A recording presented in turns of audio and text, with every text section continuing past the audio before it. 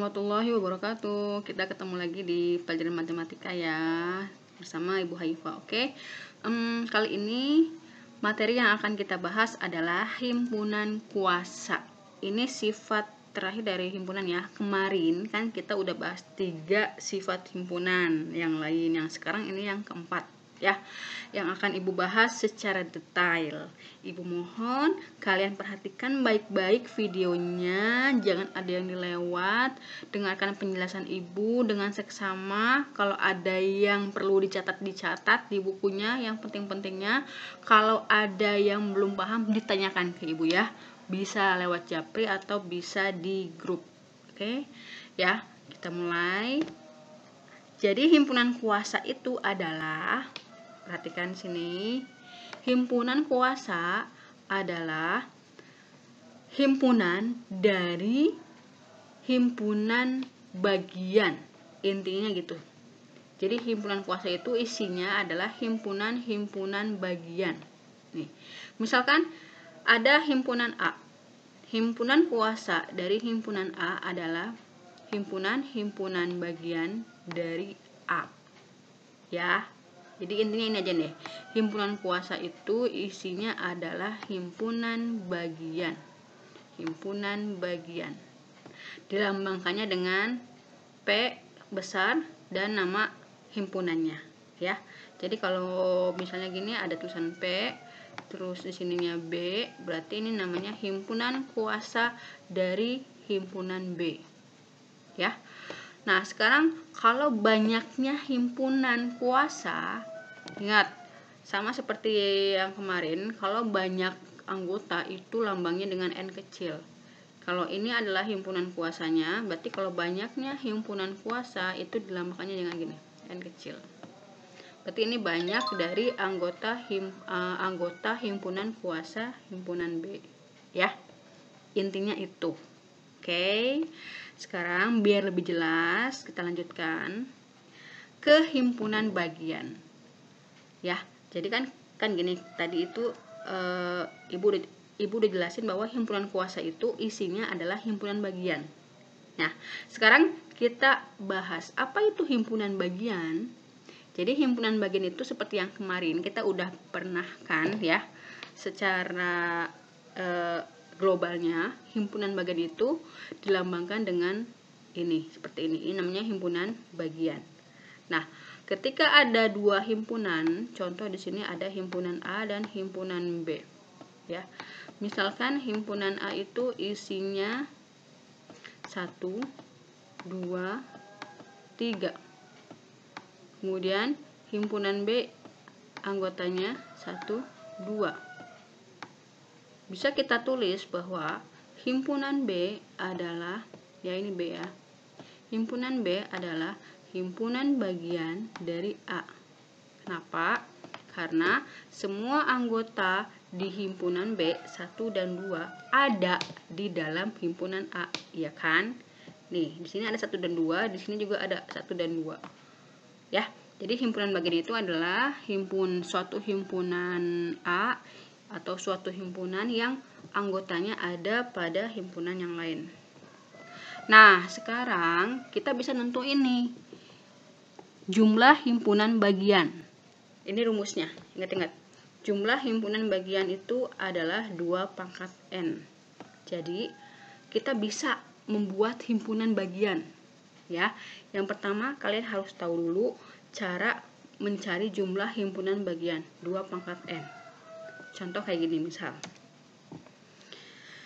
Ibu punya 2 himpunan di sini, perhatikan baik-baik.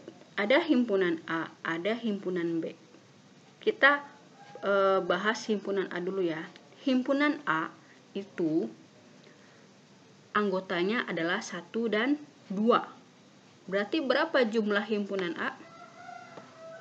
Berapa jumlah anggotanya? Ada berapa jumlah anggota himpunan A? Ada 2, ya kan? Yaitu 1 dan 2. Jumlahnya ada 2. Nah, berarti himpunan A itu ya, karena jumlahnya ada 2, kan berarti NA-nya 2. Kita bisa ngitung nih, ada berapa ya himpunan bagian yang bisa kita buat dari himpunan A itu? rumusnya dengan 2 pangkat N. Ya, jadi 2-nya tetap, N-nya yang berubah. N itu apa? Jumlah dari anggotanya. Oke, sekarang kita tulis di sini angka 2. Nah, N-nya juga 2. Nah, berarti 2 pangkat 2 berapa? Iya, 2 pangkat 2 itu kan 2 dikali 2. 2 kali 2 sama dengan 4. Oke, berarti jumlah himpunan bagiannya adalah 4. Ingat ya, jumlahnya, bukan himpunan bagiannya. Jadi jumlah himpunan bagian dari himpunan A itu ada 4. Nah, apa aja 4 itu? Perhatikan baik-baik. Kita bikin himpunan bagian dari himpunan A. 1. Pasti himpunan kosong. Ya, ingat, semua himpunan itu mempunyai himpunan bagian yang wajib, yaitu himpunan kosong.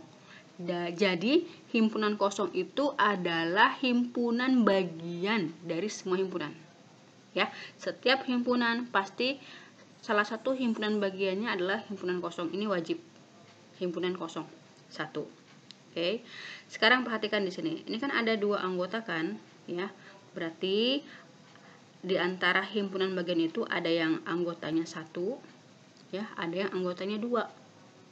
Oke. Yang anggotanya 1 berarti lihat himpunan pertama 1, terus himpunan kedua isinya 2, ya, dan himpunan ketiga isinya 1 dan 2. Jadi ada berapa himpunan? Ada himpunan ini 1, 2, 3, 4. Nah, ini namanya himpunan bagian. Nih, ini adalah himpunan bagian dari himpunan A, ya. Jadi kita bisa rubah seperti ini. Sekarang yang B, kita lihat di sini. B itu berapa jumlahnya anggotanya? Ya, ada 3 ya. Yaitu apa aja? 1, 2, 3. Sekarang kita tulis di sini. 2 pangkat N. 2 pangkat 3. Oke, kita kalikan. 2 pangkat 3 itu berarti 2 dikali 2 dikali 2. 2 kali 2, 4. 4 kali 2, 8. Berarti anggotanya ada 8.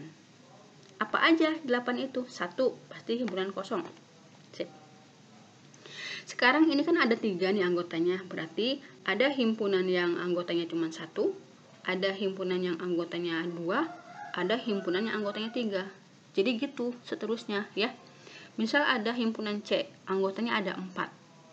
Jadi himpunan bagian dari anggota C itu 1 pasti himpunan kosong, kedua himpunan yang anggotanya 1, ketiga himpunan yang anggotanya 2, keempat himpunan yang anggotanya 3, dan yang terakhir himpunan yang anggotanya 4. Kayak gitu, pasti ya.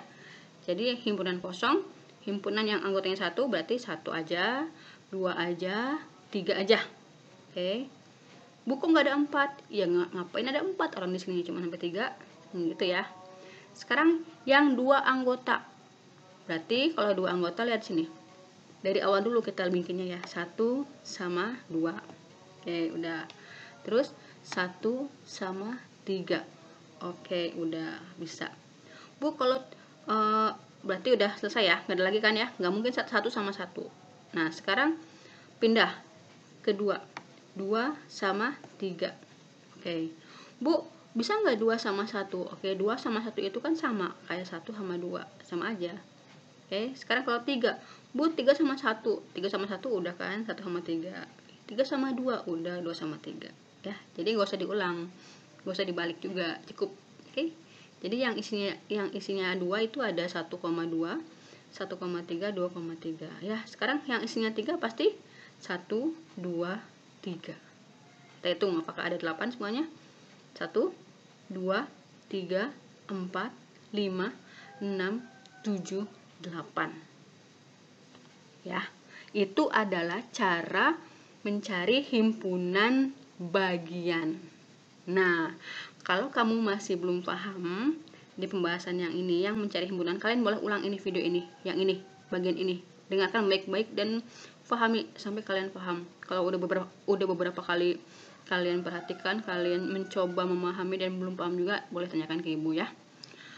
Nah, kunci lain nih, ibu kasih tahu kunci agar kalian tidak salah arah atau kalian tidak kekurangan dalam mencari himpunan bagian, yaitu dengan segitiga Pascal.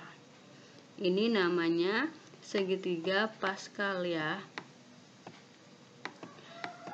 Oke, segitiga Pascal kalian udah pernah dengar belum segitiga Pascal? Oke, nggak apa-apa, kalau belum nggak apa-apa. Sekarang ibu bahas ya. Jadi segitiga Pascal ini dia bisa menentukan banyak anggota dari himpunan bagian. Cara bikinnya apa? Cara bikinnya gini. Ini kan yang udah jadi ya. Gampang kok bikinnya. Kita tulis satu di sini, tulis lagi satu di sini juga satu. Nah, ini awalnya.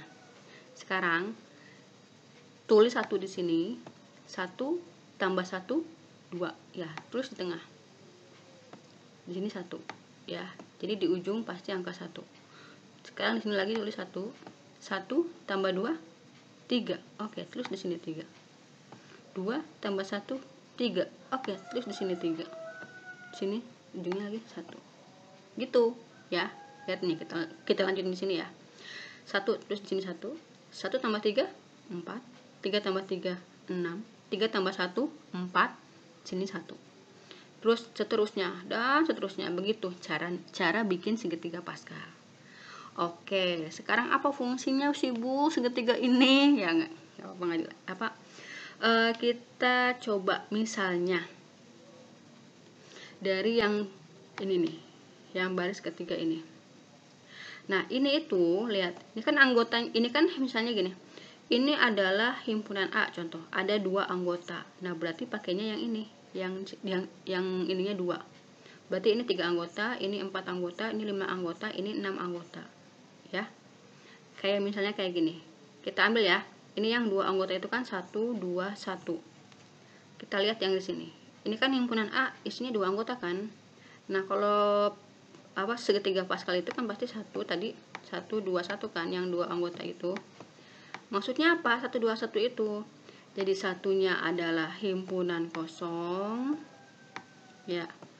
2-nya adalah himpunan jumlah ya, jumlah himpunan yang anggotanya 1. Sedangkan yang ini adalah jumlah dari himpunan yang anggotanya 2. Jadi himpunan kosong ada 1, himpunan yang jumlah anggotanya cuma 1 ada 2, himpunan yang jumlah anggotanya 2 ada 1. Begitu juga dengan yang ini misalnya, ini kan himpunan bagian dari yang anggotanya 3 kan, 1 2 3. Berarti kita pakainya ini kan 1 3 3 1 3 3 1 ya. Coba kita lihat di sini. Ibu tulis ini 1 3 3 1. Ini himpunan yang anggotanya 3. Maksudnya satu himpunan untuk himpunan kosong, jumlahnya kan cuma 1 kan. Yang 3 jumlah himpunan yang anggotanya cuman 1 nih. Lihat ada 3 himpunan kan? 1 2 3. Nah, ini jumlah himpunan yang anggotanya ada 2. Lihat 1 2 3. Ini jumlah himpunan yang anggotanya cuman 1. Anggotanya ada 3. Jadi gitu ya, segitiga Pascal. Contoh di sini yang ini yang terakhir. Ini kan ada 6 anggota, ya. Berarti kita pakainya yang ini, yang ininya 6, yang di ujungnya 6. Nah, artinya 1 ini adalah untuk himpunan kosong, cuma 1. Yang 6 berarti 6 itu adalah jumlah dari anggota bagian dengan anggota dari 1. Ya. Kan kita bisa tulis kalau misalnya himpunannya A B C D berarti A, ya kan? A terus koma. Nah, ini kan himpunan yang anggotanya cuma 1, B terus sampai F. Ada 6 kan berarti. Nah, ini yang anggotanya 1. Yang anggotanya 2 berarti ada berapa jumlahnya? 15. Yang anggotanya 3 ada 20. Yang anggotanya 4 ada 15. Yang anggotanya 5 ada 6. ya. Dan yang anggotanya 6 ada 1. Ini yang anggotanya 6 dan anggota yang ini himpunan kosong ya. Jadi segitiga Pascal itu adalah untuk menentukan berapa himpunan bagian yang dari sisi jumlah anggota. Artinya, kalau kamu pengen tidak salah arah dalam membuat himpunan bagian, ya, kalian pertama adalah tentukan jumlah himpunan bagiannya. Contoh begini, Ibu kasih contoh. Misal, Ibu punya himpunan A. Itu isinya adalah 1, 2, ya. 1, 2, A, B. Oke. Ini isi dari himpunan A. Kalau misalnya Ibu suruh kalian, coba kalian cari himpunan bagian yang mungkin dari himpunan A. Berarti kalian pasti yang pertama adalah tentukan dulu jumlah himpunan bagiannya ya. Di sini anggotanya ada berapa? 1, 2, 3, 4. Berarti jumlah himpunan bagiannya adalah, kita pakai rumus ini, 2 pangkat N. Berarti 2 pangkat 4 karena anggotanya ada 4. Tinggal kita kalikan 2 kali 2 kali 2 kali 2 sebanyak 4 kali karena pangkat 4. Oke, kita kalikan 2 kali 2 4 kali 2 8 kali 2 16. Berarti semuanya ada 16 himpunan bagian. Yang kedua, kita lihat jumlah dari setiap anggota dengan memakai segitiga Pascal ya. Oke, kita tulis di sini misal segitiga Pascalnya. Di sini tulis 1 ya, segitiga Pascalnya, lihat. Kita lihat di sini segitiga Pascalnya. Kita bikin yang 4 anggota ya. 1 1 1 ya. Di sini tulis 1 lagi. Di sini 161 2, di sini 1, di sini 1 lagi. 1 tambah 2 3, 2 tambah 1 3, ini 1 lagi. Ini 1 ya. 1 tambah 3 4, 3 tambah 3 6, 3 tambah 1 4, di sini 1.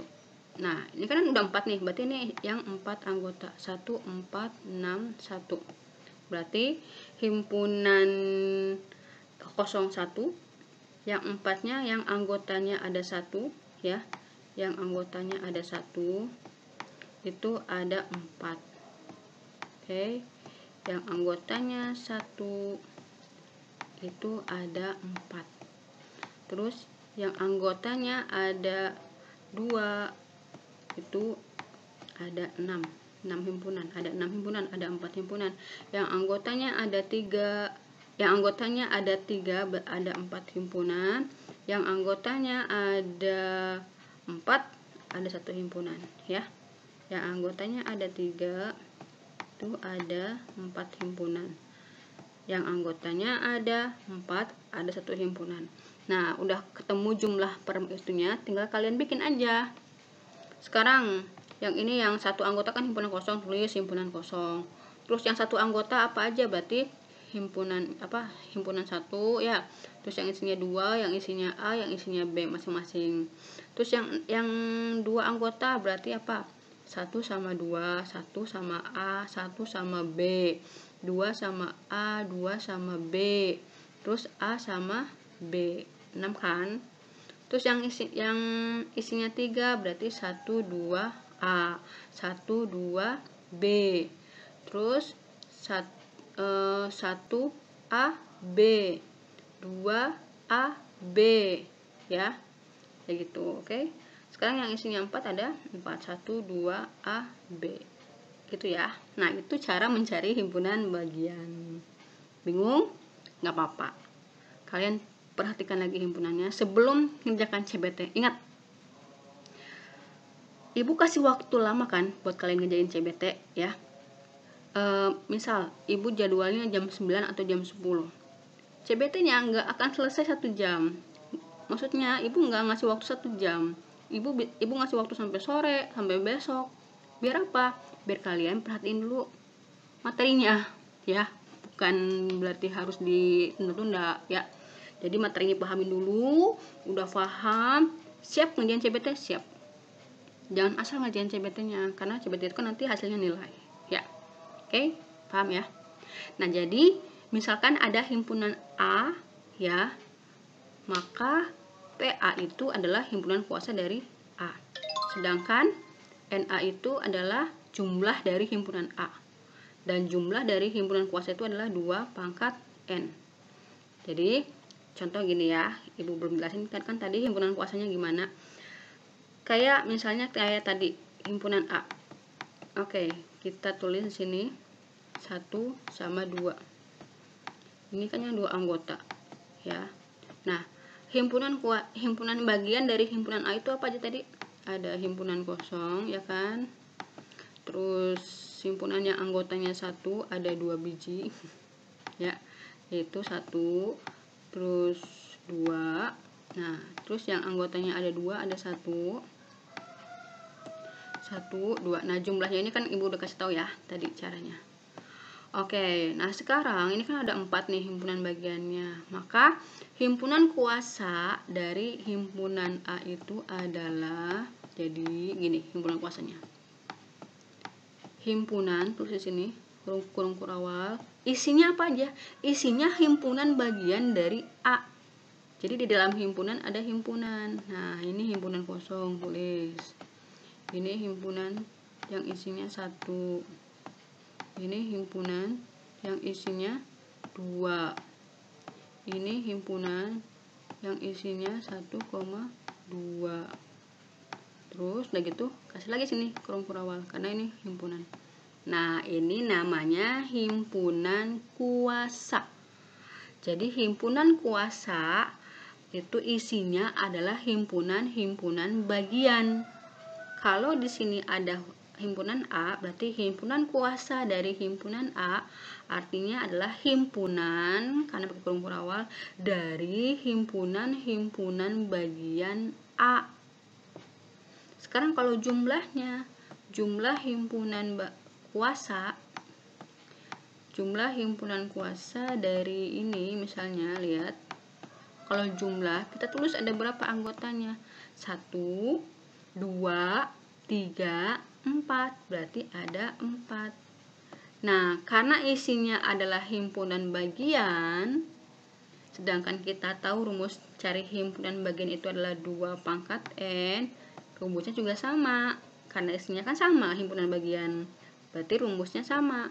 Untuk mencari jumlah himpunan kuasa dari suatu himpunan adalah 2 pangkat N.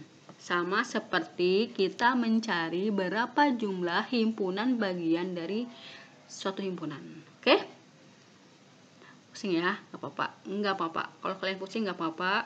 Misalnya kalian, aduh pusing banget ini gimana, habis belajar yang lain ketemu ini jadi tambah pusing, gak apa-apa. Istirahat sebentar, kalian refreshingkan otak, makan mie ramen kayak, makan apa kayak yang kalian suka, lihat drakor ya, atau ya apa aja. 10 menit aja, udah gitu kalian kembali lagi ke matematikanya, coba pahami lagi ya. Oke, cukup itu saja ya, sedikit tapi lumayan enak, lumayan bergizi buat otak ya, karena kalian harus berpikir, nggak apa-apa. Oke, di dalam otak kita itu ada banyak sekali